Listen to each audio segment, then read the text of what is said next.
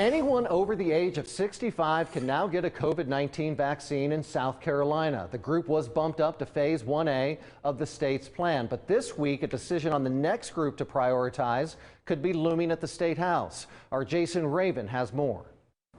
Right now, there are close to 1.3 million people estimated in phase 1A of the state's plan. Now, South Carolina lawmakers could be adding more to that phase.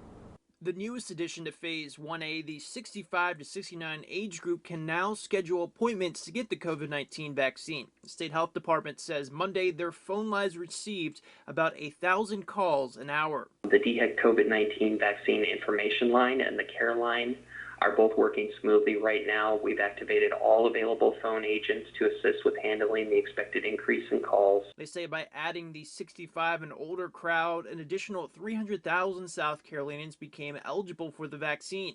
Right now, South Carolina has received about 950,000 vaccine doses from the federal government.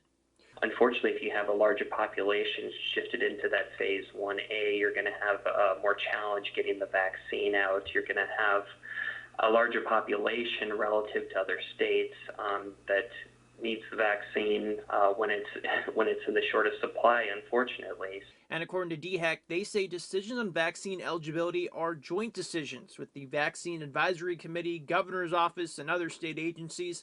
But lawmakers could play a role this week. A bill being discussed on the Senate floor would bump up teachers to phase 1A. If passed, that bill would go to the House, where some lawmakers are putting a lot of thought into the legislation.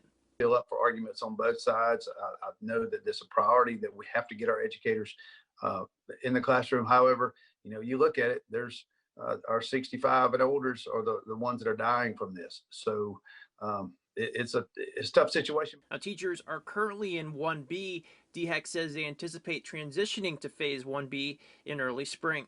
Senators are expected to take up that bill on Tuesday and a vaccine relief funding bill as well. In Columbia, Jason Raven, 7 News. DHEC says hospitals and other providers have given more than 577,000 doses of the COVID-19 vaccine.